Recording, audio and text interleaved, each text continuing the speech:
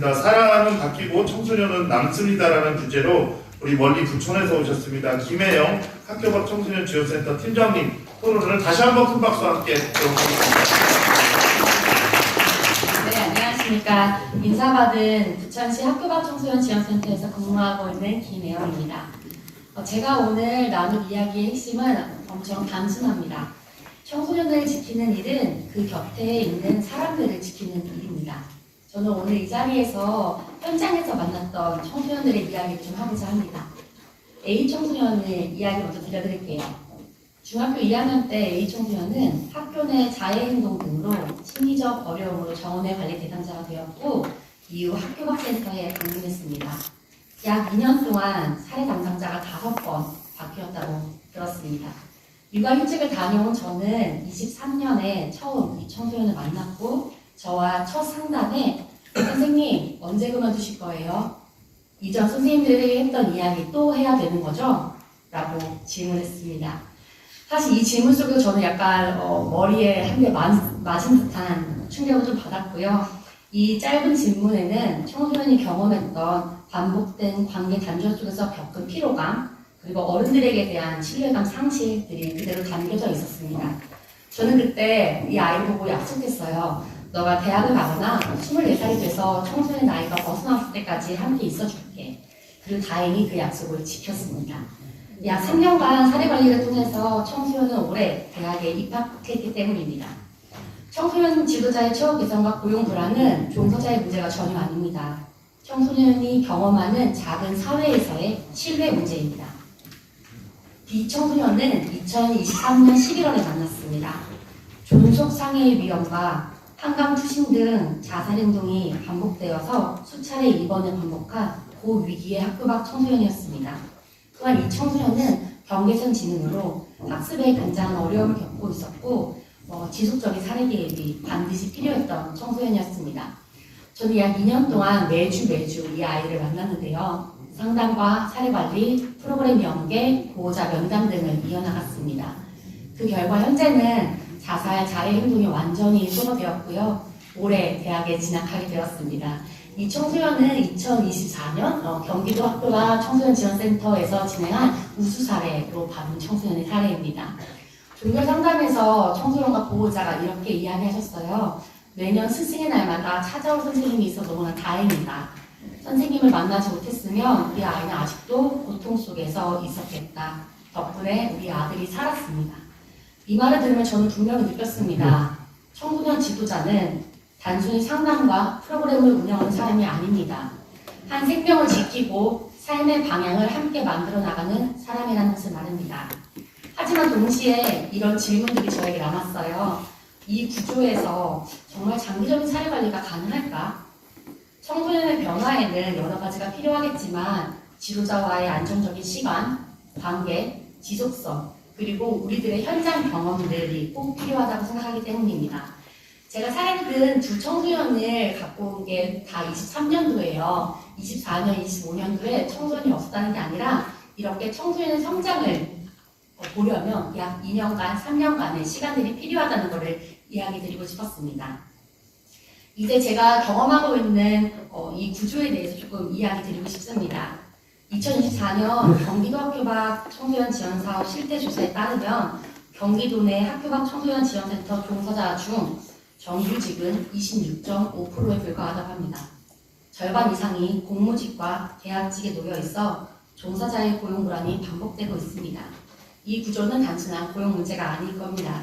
청소년이 경험하는 상담과 프로그램에 대한 질, 사회 관리에 대한 질에 직접적인 영향을 미친다고 생각합니다. 현장에서는 한 명의 종사자가 정말 가히 상상할 수도 없을 만큼의 많은 청소년들을 동시에 담당하고 있습니다. 학교로 따지자면 약 2학급의 청소년들을 한 담당자가 오롯이 담당합니다. 담당할 학교 밖 청소년 사례는 매년 늘어나고 프로그램과 각종 행정으로 종사자는 항상 시간이 부족합니다. 이 상황에서 한 명 한 명의 청소년에게 충분한 시간을 쓰는 것은 점점 더 어려워지고 있습니다. 이런 문제는 개인의 역량이라고 생각하지 않습니다. 구조적으로 청소년을 깊이 만나기 어려운 환경입니다.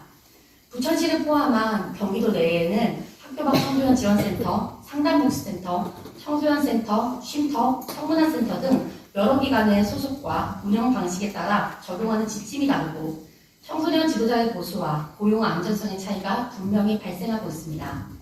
사회복지 분야는 법률기관 체계를 갖추고 있는 반면 우리가 다 알다시피 청소년 지도자는 의뢰중심의 구조에 머물러 있어서 통일된 기준이 아직 없는 상황인 것 모두 다 체감하고 있는 상황인 것 같습니다. 그러므로 인해서 동일한 경력과 충분한 전문성을 가지고 있음에도 시설 유형에 따라 임금 격차와 고용 안정성의 차이가 발생하고 있습니다. 이러한 고용 문제의 피해는 오롯이 청소년이 입게 됩니다. 앞서 말씀드린 학교 밖 청소년 사례처럼 한 청소년의 변화에는 청소년 지도자와의 지속적인 관계와 장기적 사례 개입이 반드시 필요합니다. 하지만 현재 구조에서는 이러한 사례 개입이 일반적이진 않을 수 있겠지요. 현장의 노력으로, 실무자의 노력으로 유지되는 아주 예외적인 사례가 되어버리고 말았습니다.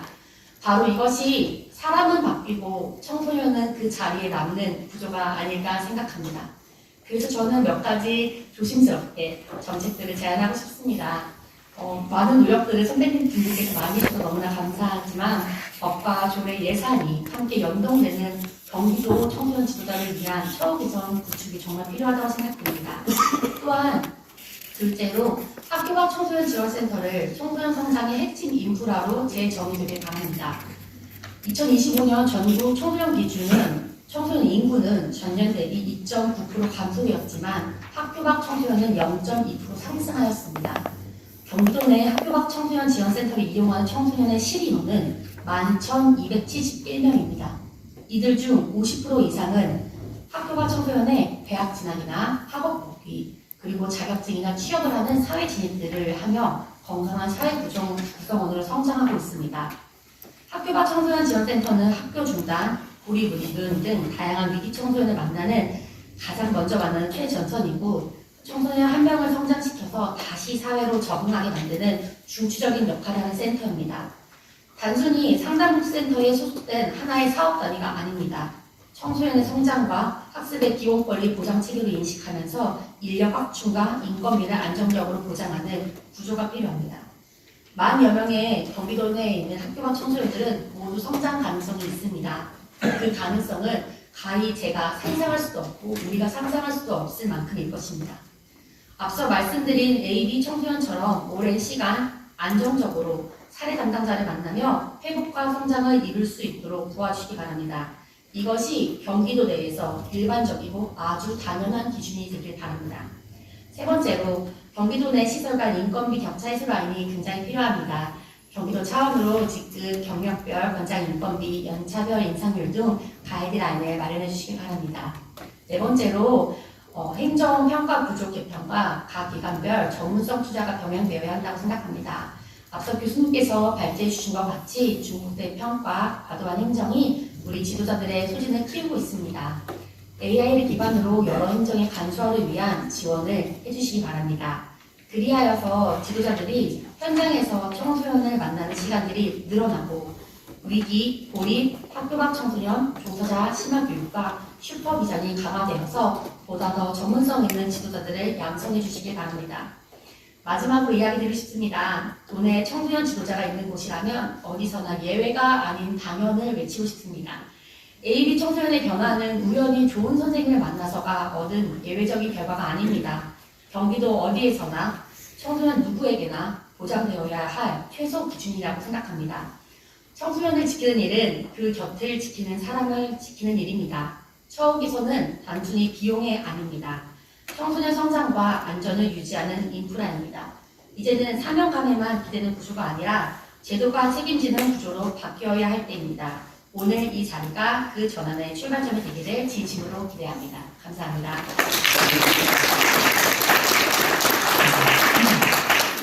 네, 참고로 지금 유튜브로 질문을 받고 있는데 질문이 하나도 없습니다.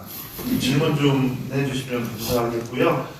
우리 세 번째 토론자이신 김혜영 우리 부천시 학교 밖 청소년 지원센터 팀장님 수고하셨습니다. 우리 팀장님께서는 위기 청소년의 변화에는 지도자와의 장기적이고 안정적인 관계가 필수적이라고 이야기하면서 또 사례도 이야기해 주셨습니다. 또 고용 불안으로 인해 담당자가 자주 바뀌는 그런 관계 단절의 문제에 대한 부분들도 언급하셨고요. 동일 지역이나 또 시군에 따라서 그 인건비의 격차나 또 유형에 따라서 처우가 다르게 발생하는 부분들, 그래서 우수 인력이 이탈하고 또 취약 시설이 더욱 고립되는 그러한 것들이 악순환되고 있다는 것도 언급해 주셨습니다. 도 차원의 인건비 가이드라인의 마련과 학교 밖 청소년 지원센터를 그 성장 핵심의 인프라로 재정의해 주십사 요청하셨고요. 행정구조 개편 및 전문성 투자를 위한 지원 체계 강화가 필요하다고 의견 주셨습니다. 다시 한번 큰 박수 부탁드리겠습니다. 네.